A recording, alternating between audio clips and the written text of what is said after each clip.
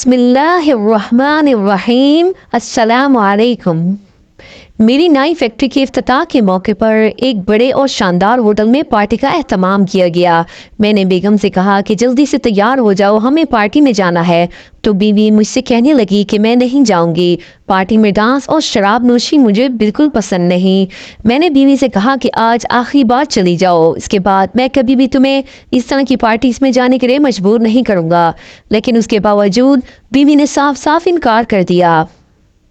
मेरे बार बार कहने के बावजूद जब उसने इनकार किया तो तैश में आकर मैंने बीवी को तलाक दी और घर से निकल जाने पर मजबूर किया। कुछ दिनों बाद मैंने एक ऐसी लड़की से शादी की जो बारीक लिबास पहनती थी और पार्टीज में हर वक्त मेरे साथ जाती। लोग मेरी बीवी को रश्क की निगाह से देखते थे तो मुझे इस बात की खुशी महसूस होती थी और इस बात का तस्करा मैंने अपनी बीवी के सामने भी किया था कि तुम मेरे लिए लाखों में एक हो, एक ऐसी हमसफर जिसकी मुझे तलाश थी। 24 साल बाद मेरे बेटे ने यूनिवर्सिटी में टॉप किया और गोल्ड मेडल हासिल किया तो हमें भी यूनिवर्सिटी की तरफ से दावत दी गई। मैं बेगम के साथ यूनिवर्सिटी में दाखिल हुआ तो हमारा बेटा पहले ही अपना गोल्ड मेडल अपने गले से उतार कर एक बूढ़ी औरत के कदमों में रख चुका था।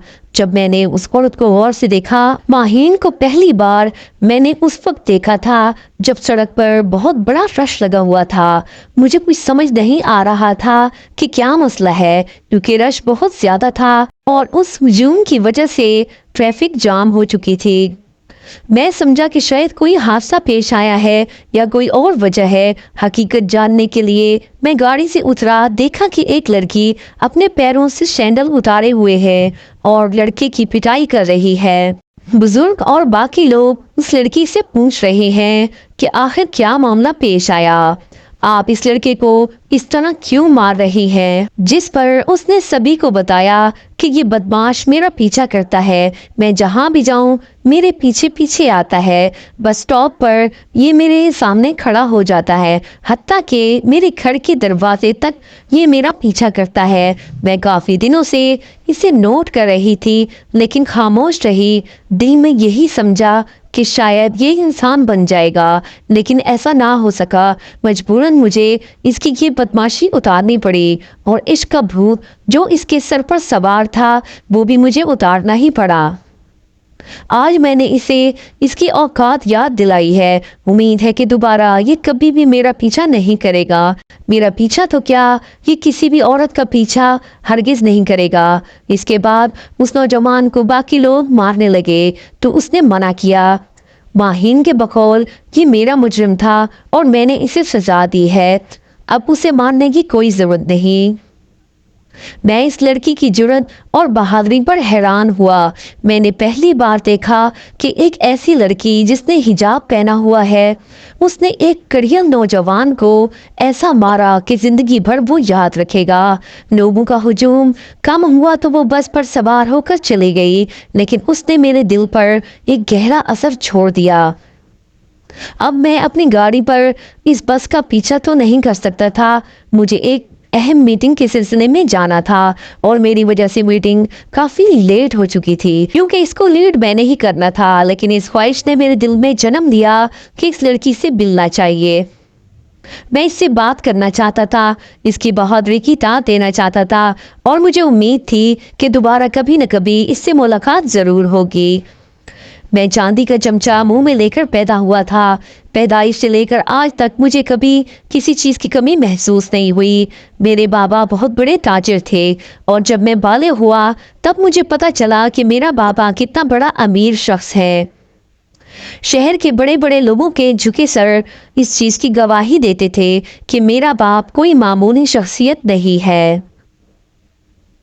मैं अपने बाप की इकलौती औलाद था। अब्बा के गुजर जाने के बाद सारा बिजनेस मुझे संभालना पड़ा। गो कि मैं इस लायक नहीं था। मैं जिस माहौल में पला बड़ा था ये बहुत आसान माहौल था और अब्बा की अचानक वफात के बाद मुझ पर बहुत बड़ी जिम्मेदारी आई। मैं बिल्कुल इसके अहल नहीं था कि इस जिम्मेदारी को संभाल पाऊँ, लेकिन अल्लाह ताला ने मेरी मदद की और मुझे हिम्मत दी कि इतने बड़े बिजनेस एम्पायर को मैंने संभाल लिया। मेरे अकेले के बस की ये बात नहीं थी। बाबा की कई कंपनीज में वफादार मुलाजिम थे और वो मैनेजर थे। جن کی میں بہت بڑی عزت کرتا تھا، انہوں نے میرا ساتھ دیا، جس سے میری ہمت میں اضافہ ہوا۔ میٹنگ اٹینڈ کرنے کے بعد میں گھر واپس آ گیا، مگر ساری رات اس لڑکی کے بارے میں سوچتا رہا۔ مجھے تو اس کا نام بھی معلوم نہیں تھا اور نہ ہی میں اس بس سٹاپ پر دوبارہ اس لڑکی کے بارے میں جاننے کی کوشش کر سکتا تھا۔ بس دل میں امید تھی کہ دوبارہ ملاقات ضرور ہو جائے گی۔ کافی عرصہ بعد وہ مجھے دوبارہ نظر نہ آئی۔ تقریباً 2 ماہ بعد ہماری کمپنی کی IT ڈپارٹمنٹ کے انٹرویو ہوئے۔ کافی سارے امیدوار انٹرویو کے لیے کمپنی کے ہیڈ کوارٹر آئے ہوئے تھے۔ ادھر 2 ماہ بعد میں نے ماہین کو دوبارہ دیکھا۔ مجھے بہت خوشی محسوس ہوئی اور میرے دل میں اس خواہش نے جنم لیا کہ کسی طرح یہ ہماری کمپنی میں سلیکٹ ہو جائے، مگر میں کسی صورت یہ بھی نہیں کر سکتا تھا کہ مینیجر سے کہتا یا انٹرویو لینے والی سلیکشن کمیٹی سے یہی کہتا کہ فلاں لڑکی کو ہر حال میں سلیکٹ کرنا ہے۔ خیر، اس کے بعد فائنل لسٹ میرے سامنے پیش کی گئی تو اس میں 8 لڑکیوں کا نام تھا، جبکہ 7 برتھ تھے۔ 15 کینڈیڈیٹ جس کی سلیکشن ہوئی تھی ان میں ماہین بھی شامل تھی۔ مجھے اس بات کا اندازہ تب ہوا جب اس نے کمپنی جوائن کی۔ وہ مجھے بالکل نہیں جانتی تھی، نہ ہی اس نے مجھے کبھی دیکھا تھا۔ اتنے بڑے ہجوم میں وہ ایک لڑکے کی پٹائی کر رہی تھی جبکہ اس کی آنکھوں میں خون اتر چکا تھا۔ اسے ارد گرد کا کوئی ہوش نہیں تھا، مگر میری نظر ماہین پر ہی تھی۔ میں جب بھی آفس آتا یا پھر آفس سے واپس گھر جاتا تو وہ مجھے سلام کرتی۔ مجھے بہت اچھا محسوس ہوتا تھا۔ وہ ایک باادب اور اچھی لڑکی تھی۔ میرے دل میں تو اس نے اسی دن اپنی جگہ بنا لی تھی جس دن میں نے اسے وہاں دیکھا تھا، لیکن اب سب سے بڑا مسئلہ یہی تھا کہ میں اس سے اپنی محبت کا اظہار کیسے کروں۔ یوں تو وہ کئی بار میرے سامنے آتی، کئی ایسی فائلز تھی جو سائن کروا کے مجھ سے جاتی، لیکن میں نے کبھی کسی قسم کی اس سے بات نہ کی۔ میں سب سے پہلے اس کے بارے میں جاننا چاہتا تھا۔ اس کے فیملی بیک گراؤنڈ کے بارے میں جاننا ضروری تھا۔ اپنے خاص ملازم کے ذمے یہ بات پہلے لگائی کہ ماہین کے بارے میں جاننے کی کوشش کرو۔ وہ ایک غریب گھر سے تعلق رکھتی تھی۔ اس کے والد کا انتقال ہو چکا تھا۔ اس کے بڑے 2 بھائی تھے جن کی شادیاں ہو چکی تھی۔ وہ اپنی ماں کے ساتھ گھر میں اکیلی رہتی تھی۔ اس کی ماں بیمار رہتی تھی، ہر وقت اپنی ماں کی خدمت میں لگی رہتی تھی اور جب آفس آتی تب بھی اس کو اپنی ماں کی ہی فکر رہتی۔ ان حالات کو دیکھتے ہوئے میں نے بہتر یہی سمجھا کہ ماہین کی والدہ سے ملاقات کی جائے اور پھر ان سے ماہین کے رشتے کے بارے میں بات کی جائے۔ میں نے آفس ٹائم میں ہی ان کی والدہ سے ملاقات کی۔ وہ بستر پر لیٹی ہوئی تھی۔ مجھے اچانک اپنے چھوٹے سے گھر میں دیکھا تو مجھ سے پوچھا کہ بیٹا کون ہو؟ میں نے اسے بتایا کہ ماں جی، جس کمپنی میں آپ کی بیٹی جاب کرتی ہے میں اس کا مالک ہوں۔ یہ سن کر وہ حیران ہوئی۔ بیمار ہونے کے باوجود وہ بیڈ سے اٹھ کر میرا استقبال کرنے لگی تو میں نے اسے بیڈ پر بٹھایا اور کہا کہ آپ تکلیف نہ کریں، مجھے اپنا بیٹا ہی سمجھے۔ اس کے بعد وہ مجھ سے کہنے لگی کہ بیٹا، ہمارے تو نصیب جاگ اٹھے کہ آپ ہمارے اس غریب خانے پر تشریف لے آئے ہیں۔ ماہین کو جاب کی بہت ضرورت تھی۔ پچھلے کئی دنوں سے وہ مختلف جگہوں پر انٹرویو دے رہی تھی، اپلائی کر رہی تھی، لیکن کہیں اسے جاب نہیں مل رہی تھی۔ اس کے بعد اللہ تعالیٰ نے میری دعا قبول کی اور میری بیٹی کی ایک اچھی جاب ہوئی۔ ماہین آپ کی بہت تعریفیں کرتی ہے۔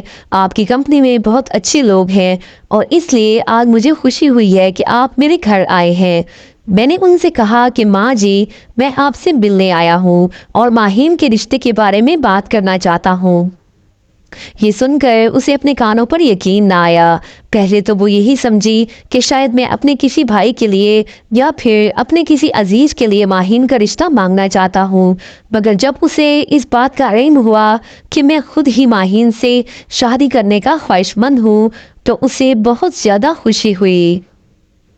ماہین کی ماں کے چہرے پر حیرانی اور خوشی ایک ساتھ تھی۔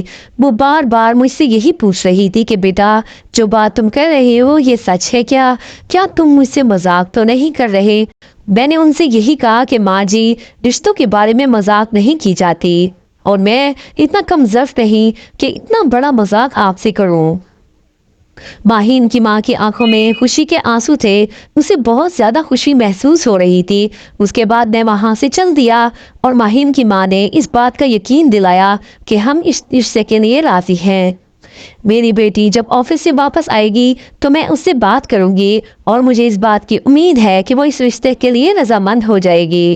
اس کے بعد جب معین اپنے گھر گئی تو اس کی ماں نے اس سے یہ بات کی کہ آج ہمارے گھر آپ کے باس آئے تھے۔ یہ سن کر معین کو کافی حیرانگی ہوئی، اور پھر جب اس کی ماں نے اسے بتایا کہ وہ تجھ سے شادی کرنا چاہتے ہیں تو اس کی حیرانگی میں اضافہ ہوا۔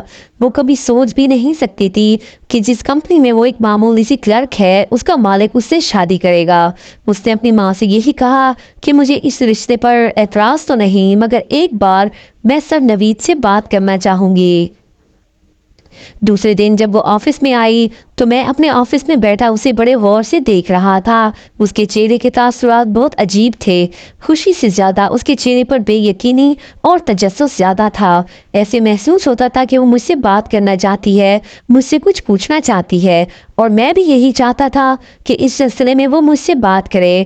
آخر یہ ایک صاحب زندگی گزارنے کا معاملہ ہے، اور اس میں لڑکی کی رضامندی شامل نہ ہو تو رشتے کا آغاز ہی بہت برا ہوتا ہے۔ وہ رشتہ آگے جا کر کیا چلے گا اور کتنے مسائل لے کر آئے گا، اس کے بارے میں اچھی طرح جانتا تھا۔ اس کے بعد جب وہ آفس میں آئی تو واپس جاتے ہوئے کہنے لگی، سر آپ ہمارے گھر آئے تھے؟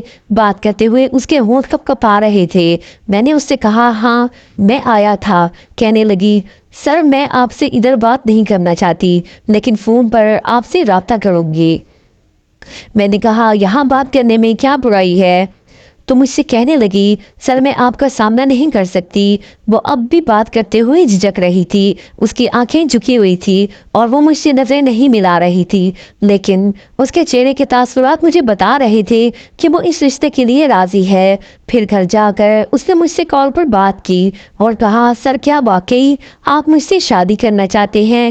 میں نے اس سے کہا کہ کیا تجھے ابھی بھی شک ہے؟ وہ کہنے لگی، سر شک تو نہیں، لیکن یقین بھی نہیں آ رہا، اتنا بڑا آدمی ایک سادہ اور غریب لڑکی سے کیسے شادی کر سکتا ہے؟ ہمارا تو کوئی جوڑ بھی نہیں۔ آپ مجھ سے بڑے بڑے گھرانوں کی لڑکیوں سے شادی کر سکتے ہیں، لیکن مجھ سے ہی کیوں کرنا چاہتے ہیں شادی؟ میں نے ماہین کو بتایا کہ اس دن سڑک پر میں نے تجھے دیکھ لیا تھا اور اسے سارا واقعہ بتایا۔ میں نے اسے بتایا کہ اسی دن سے میں نے آپ کو پسند کر لیا تھا اور اپنی زندگی میں لانے کا فیصلہ بھی کر لیا تھا۔ اس نے اس رشتے کے لیے رضامندی ظاہر کر دی، اور وہ دن میری زندگی کا سب سے یادگار دن تھا جب ماہین اس رشتے کے لیے راضی ہو گئی تھی۔ پورے آفس میں یہ خبر آگ کی طرح پھیل گئی کہ سر نوید اپنی کمپنی کے کلرک ماہین سے شادی کرنے والے ہیں۔ میں نے خود ہی ماہین کو منع کیا تھا کہ اب تجھے جاب کرنے کی ضرورت نہیں، اور اس دن کے بعد وہ ڈیوٹی پر بالکل نہیں آئی تھی۔ میری اس شادی کی خبر پر سب لوگ بہت خوش تھے اور حیران بھی تھے۔ میرے بہت سے دوست اور احباب مجھے مبارکباد پیش کرنے کے لیے آئے تھے، لیکن ایک شخصیت تھی جو مجھ سے سخت ناراض تھی۔ وہ میری دوست نتاشا تھی۔ ہم بچپن کے دوست تھے، ایک ساتھ اسکول یونیورسٹی میں پڑھے اور ہماری کافی انڈرسٹینڈنگ تھی، لیکن ماہین سے یوں اچانک رشتے پر وہ حیران تھی۔ جب آپس میں وہ مجھ سے ملنے کے لیے آئی تو میں اس کی آنکھیں پڑھ سکتا تھا۔ میں جانتا تھا کہ وہ مجھے پسند کرتی تھی، لیکن میں نے صرف اسے اپنا دوست ہی سمجھا تھا اور کبھی بھی اس سے محبت کا اظہار نہیں کیا تھا۔ نتاشا مجھ سے ناراض تھی اور آفس میں آ کر مجھ سے یہی کہنے لگی کہ نوید اگر شادی کرنی ہی تھی تو اپنے اسٹیٹس کی لڑکی سے کرتے، یہ تو نے کیا کیا؟ یہ باتیں ہمیشہ ڈراموں اور فلموں میں ہی دیکھی جاتی ہیں، مگر حقیقت میں تو ایسا کبھی نہیں ہوتا جو تو نے کیا۔ میں نے نتاشا سے یہی کہا کہ میں اس سے محبت کرتا ہوں اور محبت میں ذات پات امیری غریبی نہیں دیکھی جاتی۔ پھر وہ مجھ سے یہ کہتی ہوئی وہاں سے روانہ ہوئی کہ دیکھتے ہیں تمہاری یہ محبت کتنے دن ٹکتی ہے۔ ماہین اور میری شادی کی تاریخ طے ہو گئی۔ نتاشا اب بھی مجھ سے ناراض تھی، لیکن میں نے اسے منا لیا۔ آخر وہ میری بچپن کی دوست تھی، مجھ سے زیادہ دیر تک وہ ناراض نہیں رہ سکتی تھی۔ شادی سے پہلے میں نے ماہین کی ماں سے کہا تھا کہ اپنی بیٹی کو جہیز دینے کی کوئی ضرورت نہیں، کسی صورت جہیز کا مطالبہ نہیں کرتا اور شادی کے تمام اخراجات میری طرف سے ہی ہوں گے۔ माहीन ने इसे अपनी अना का मसला बना लिया और वो कहती थी कि हर माँ बाप की ये ख्वाहिश होती है कि वो अपनी बेटी को अच्छे तरीके से रुखसत करे, चाहे कम सही, लेकिन आप मेरी माँ को इस बात की इजाज़त दें कि वो अपनी ही जमा पूंजी से अपनी बेटी को रुखसत करे। मैं इस बात से आगाह हूँ कि मेरी माँ पिछले कई सालों से मेरे लिए पैसे जोड़ रही थी। मैं उसकी इकलौती बेटी हूँ और मेरे लिए उसने अपने कीमती जेवरात बचाए हुए थे। मैं आपसे दरख्वास्त करती हूँ कि मेरी माँ मुझे जिस अंदाज में भी रुखसत करना चाहे, आप मुझे इजाज़त दे दें। माहीन की जिद के आगे मैं मजबूर हो गया और फिर उसकी माँ ने शानदार तरीके से अपनी बेटी को रुखसत किया। माहीन जब मेरी ज़िंदगी में आई तो मुझे यूँ महसूस हुआ कि ज़िंदगी की सारी खुशियाँ मुझे मुयस्सर है। ये एक ऐसी लड़की थी जिसकी मैं तमन्ना किया करता था और माहीन के आने के बाद अब मेरे दिल में किसी किस्म की कोई ख्वाहिश ने जन्म ना लिया। शादी के वलीमे की तकरीब 5 बड़े शहरों के 5 बड़े होटलों में बनाने का फैसला किया गया। हालांकि मैं ये नहीं चाहता था, लेकिन मेरे मैनेजर्स और दोस्तों की ये ख्वाहिश थी कि आपकी दोस्ती का नेटवर्क बहुत वसी है और सारे लोग एक बार एक जगह पर नहीं आ सकते, लिहाजा 5 बार लोगों को दावती वलीमा में दावत दी गई। उसके बाद मैं मुख्तलिफ पार्टीज में जाने लगा। इन पार्टीज में जाना मेरे लिए आम सी बात थी, लेकिन मैंने महसूस किया कि माहीन इस बारे में खुश नहीं थी। वो घर में रहना पसंद करती थी और 1-2 बार तो उसने मुझसे कहा भी था कि इन पार्टीज म्यूजिक और डांस में मेरा दम घुटता है, लेकिन मैंने उससे ये कहा था कि ये हमारे दोस्त ही हैं जो हमारे लिए पार्टीज अरेंज करते हैं और यहाँ जाना हमारी मजबूरी है। बस कुछ दिनों की बात है, फिर मैं तुम्हें मजबूर नहीं करूँगा अपने साथ जाने के लिए और तुम घर में ही रहना। वो हिजाब पहनकर ही मेरे साथ मुख्तलिफ पार्टीज में शिरकत करती थी। एक बार यूं ही मजाक में मैंने उससे कहा था कि कभी हिजाब के बगैर भी मेरे साथ चली जाया करो। तुम्हारे बाल सुनहरी और खूबसूरत लंबे हैं, खुले बालों में बहुत जचोगी और सबसे मुनफरिद नजर आओगी। अगर मुझसे इकरार किया और कहा कि नहीं, मैं ऐसा हरगिज नहीं कर सकती। जब से होश संभाला है, किसी भी अजनबी गैर मुहर्रम ने मेरे बाल नहीं देखे और अब भी मैं ऐसा हरगिज नहीं चाहूँगी। मैं दिल में किसकी इस सोच की कदर करता था, लेकिन मेरी ख्वाहिश थी कि लोगों को पता चले कि मेरी बीवी कितनी हसीन और जमील है। हालांकि मेरी ये ख्वाहिश ठीक नहीं थी। बीवी तो हमेशा अपने शौहर के लिए बन सवर कर रहती है और घर में तो वो मेरे लिए बन सवर कर ही रहती थी और जिस अंदाज में मैं उसे देखना चाहता था उसी अंदाज में वो मेरे सामने आती थी। मगर मेरी ये गलत सोच थी कि मैं जिस अंदाज में उसे घर में देखता था, पार्टीज ने भी उसी अंदाज में उसी लिबास में जाने का कहता था। कई बार माहीन से इस सिलसिले में मेरी बहस हुई थी, मगर हर बार उसने प्यार से मुझे समझाया कि आप मेरे शौहर हैं, मैं आपके हर हुक्म पर अपना सर तस्लीम करूंगी, मगर मौज़त के साथ इस सिलसिले में आपकी बात नहीं मानूंगी। कभी कभी इन बातों की वजह से मैं तंग हो जाता था। हालांकि मुझे हकीकत पसंद बनना चाहिए था। मैं शरीयत के मामले में बीवी को मजबूर नहीं कर सकता था। जो गलत है सो गलत है, लेकिन मुझे महसूस होता था कि माहीन मेरी बात पर अमल नहीं करती। मैं उसका मिजाजी खुदा हूँ, इसका शौहर हूँ, उससे मेरी हर बात माननी चाहिए। ऐसे ख्यालात मुझे अंदर से कमज़ोर कर रहे थे। शादी के 1.5 साल बाद अल्लाह ताला ने हमें एक चांद सा बेटा अता किया। मैंने अपने बेटे का नाम जिब्रान रखा। जिब्रान मुझे बहुत अजीज था, लेकिन माँ उसे अपनी जान से भी ज़्यादा प्यार करती थी। जिब्रान हमारे लिए खुशनसीब साबित हुआ। इसकी पैदाइश के बाद हमारी कंपनी के शेयर्स बहुत बढ़ने लगे और मैं तरक्की के मनाजिल तय करता गया कि जब जिब्रान 2 साल का हुआ उस वक्त मैंने एक कॉस्मेटिक फैक्ट्री की बुनियाद रखी जहां पर कॉस्मेटिक का सारा सामान और प्रोडक्ट तैयार होते थे। ये बहुत बड़ी अचीवमेंट थी और इसके लिए मैं काफ़ी सालों से मेहनत कर रहा था। फैक्ट्री के इफ्तिताह के मौके पर एक बड़े से होटल में पार्टी का एहतमाम किया गया, मगर मैं नहीं जानता था कि माहीन ने अब फैसला कर लिया कि वो इस किस्म की पार्टीज में नहीं जाएगी। सुबह ही तो मैंने माहीन से कहा कि तैयार हो जाओ, तो उसने उदास लहजे में कहा कि नबीद, मैं अब इस किस्म की पार्टीज में जाना पसंद नहीं करती। लोग शराब नोशी और डांस को बहुत आम समझते हैं, मगर मेरे लिए ये बातें नाकाबिले बर्दाश्त हैं। उसने पार्टी में जाने के लिए इनकार कर दिया। मैंने उससे कहा कि चलो ये आखिरी पार्टी मेरी खातिर अटेंड कर लो, उसके बाद मैं कभी तुझे इन पार्टी में जाने के लिए मजबूर नहीं करूँगा। मगर वो बार बार यही कह रही थी कि मेरी गैर मौजूदगी में जिब्रान बहुत रोएगा, मैं अपने बेटे के साथ रहूँगी, आप चले जाएं। मुझे इस बात पर बहुत गुस्सा आया। मैं बार बार उसे कह रहा था کہ آیا جبران کا خیال رکھے گی؟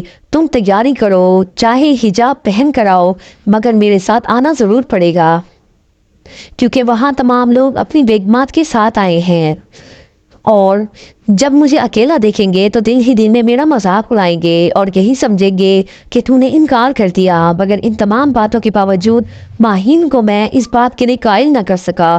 میں غصے کی حالت میں گھر سے چلا گیا، پارٹی اکیلے اٹینڈ کی۔ وہاں نتاشا نے مجھ پر طنز کیا اور یہی کہا کہ مجھے معلوم ہے کہ تمہاری بیوی نے تمہاری بات ماننے سے انکار کیا ہے، وہ لڑکی تمہاری بات کیسے نہیں مان سکتی جبکہ تو نے اسے زمین سے آسمان تک پہنچایا، اتنی عزت اور شان و شوکت دی جس کے بارے میں وہ کبھی خواب میں بھی نہیں سوچ سکتی تھی۔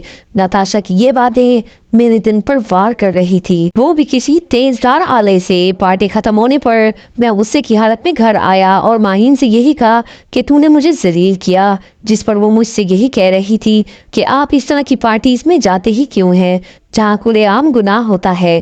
میں غصے سے اس سے کہہ رہا تھا کہ آج کل کے زمانے میں یہ بہت معمولی باتیں ہیں اور ہم اس ماحول سے کبھی پیچھا نہیں چھڑا سکتے۔ ماہین اور میری بحث پڑنے لگی۔ پہلی بار ہمارے بیچ جھگڑا ہوا اور بہت بڑا جھگڑا۔ میں نے تیش میں آ کر اسے طلاق دے دی۔ بیٹا اس کے ہاتھ سے چھین لیا اور کہا دفع ہو جاؤ میرے گھر سے، تم میرے لائق تھی ہی نہیں۔ ماہین نے پیچھے مڑ کر دیکھا نہیں، بس ایک بار بہتے آنسوؤں سے وہ اپنے بیٹے کو دیکھ رہی تھی اور پھر وہاں سے چلی گئی۔ میں جانتا تھا کہ اس کی ماں کا انتقال ہو چکا ہے، مگر یہ نہیں جانتا تھا کہ وہ کہاں گئی تھی۔ دن بہت تیزی سے گزر رہے تھے، لیکن میں نے ماہین کا پتہ تک نہ کیا۔ اب تو اس سے میں اپنی زندگی سے نکال چکا تھا، لہٰذا اس کے بارے میں جاننے کی کوشش بھی نہ کی۔ کچھ دنوں بعد میں نے نتاشا سے شادی کی۔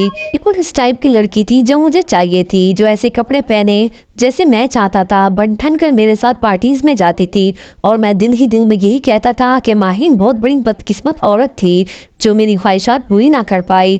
نتاشا کے ساتھ میں بہت خوش تھا، مگر جیسے جیسے جبران بڑا ہوا اسے اس بات کا یقین ہو چکا تھا کہ نتاشا اس کی سگی ماں نہیں۔ پہلے تو اسے اس بات کا شک تھا، مگر پھر ہمارے گھر کی ایک ملازمہ سے غلطی ہوئی اور اس نے جبران کو بتایا تھا کہ جب تم 2 سال کا تھا تو تیرے باپ نے تیری ماں کو طلاق دے دی اور گھر سے نکال دیا تھا۔ جبران مجھ سے ناراض ضرور تھا، لیکن شکر ہے وہ مجھ سے دور نہ ہوا۔ اس نے گھر نہ چھوڑا، مگر اب وہ نتاشا سے بات نہیں کرتا تھا۔ شروع میں تو ماہین اپنے بیٹے سے ملنے کی خواہش کرتی تھی اور ایک وکیل کے ذریعے جبران کو حاصل کرنے کی کوشش بھی کی، مگر پھر میری دھمکی آمیز خطوں سے وہ ڈر گئی۔ میں نے اسے ڈرایا تھا کہ تمہارے دونوں بھائیوں کو مروا دوں گا اور تجھے بھی صفائی ہستی سے مٹا دوں گا، لہٰذا بیٹے کو حاصل کرنے کی خواہش اپنے دل سے نکال لو۔ وہ خاموش ہو گئی اور چپ چاپ میری زندگی سے چلی گئی۔ کئی سال بعد یونیورسٹی کی انتظامیہ نے اپنے طالب علموں کو آثار قدیمہ اور پھر شہر کے ایک یتیم خانے کا وزٹ کروایا۔ ایک پروفیسر صاحب ماہین کو جانتے تھے، اس نے ماہین کو اپنی بہن بنایا ہوا تھا۔ ماہین یتیم خانے کی انچارج تھی، وہ وہاں یتیم بچوں کی پرورش کر رہی تھی۔ پروفیسر صاحب نے وعدہ کیا تھا کہ میں تمہارے بیٹے سے تمہاری ملاقات ضرور کرواؤں گا، اور یتیم خانے کے وزٹ کے بہانے ہی وہ جبران کو ماہین سے ملوانے کے لیے لے آیا تھا۔ وہ اپنے بیٹے سے لپٹ کر رونے لگی، کافی دیر تک اسے سینے سے لگائے رکھا، اور جبران محسوس کر سکتا تھا کہ یہی میری حقیقی ماں ہے جو اتنے عرصے سے میرے لیے تڑپ رہی تھی۔ ماں بیٹے کی ملاقات میرے لیے قیامت کی گھڑی ثابت ہوئی، کیونکہ جب جبران کو اس کی ماں ملی تو جبران مجھ سے اور نتاشا سے بدل چکا تھا اور اب اپنی ماں کا ایک عجیب انداز سے بدلہ لیا۔ یونیورسٹی میں ٹاپ کیا اور جب گولڈ میڈل حاصل کیا تو اس نے ہمیں بتایا کہ یونیورسٹی کی انتظامیہ نے آپ کو دعوت دی ہے۔ میں نتاشا کے ساتھ یونیورسٹی میں داخل ہوا۔ پوزیشن لینے والے طالب علموں کے والدین ادھر موجود تھے اور مجھے اس بات کا فخر تھا کہ جبران نے پہلی پوزیشن حاصل کی تھی۔ سب سے پہلے تیسری پوزیشن لینے والے طالبین کو بلایا گیا اور پھر اس کے والدین کو بھی اسٹیج پر بلایا گیا۔ والدین اپنے ہاتھوں سے اپنے بیٹے کو میڈل پہناتے اور دعائیں دیتے۔ جب جبران کی باری آئی تو میں یہی سمجھ رہا تھا کہ اسٹیج پر میں اور نتاشا ہی آئیں گے، مگر اپنے بیٹے کو گولڈ میڈل پہنانے کے لیے ماہین اسٹیج پر آئی۔ वो काफ़ी बूढ़ी हो चुकी थी लेकिन बाहिम्मत खातून थी। फर्स्ट टाइम अपने बेटे के सर का बोसा लिया और फिर उसे गोल्ड मेडल पहनाया और ये लम्हा मेरे लिए और नताशा के लिए आसान नहीं था। मैं माहिन का कैसे सामना कर सकता था, लिहाजा वहाँ से वापस आ गया। आज 25 बरस बाद मैं तन्हा हो चुका हूँ क्योंकि मेरा बेटा मुझे छोड़कर माहिन के पास चला गया और नताशा भी मुझे छोड़कर चली गई। इस बंगले की बड़ी बड़ी दीवारें, इनसे मुझे खौफ महसूस होता है। मेरा ख्याल रखने के लिए मुलाजिम हर वक्त मौजूद रहते हैं। दो डॉक्टर मेरा ख्याल रखने के लिए मौजूद हैं, मगर मैं अंदर से तन्हा हूँ और ये तन्हाई एक दिन मेरी जान ले लेगी। आज शिद्दत के साथ मुझे माहिन की याद आई, वो माहिन जिसको हासिल करने की तमन्ना रखता था, लेकिन जब वो मुझे मिल गई तो मैंने उसकी कदर ना की। और जो अपने प्यारों की कदर नहीं करता, तन्हाई उनका मुकद्दर बन जाती है। अगर मेरी वीडियो पसंद आई तो प्लीज़ चैनल को सब्सक्राइब करें, वीडियो को लाइक करें और बेल आइकन के बटन को ज़रूर प्रेस करें ताकि आने वाली तमाम वीडियोस की नोटिफिकेशंस आपको बर वक्त मिलती रहे। Thanks for watching. अल्लाह हाफिज़।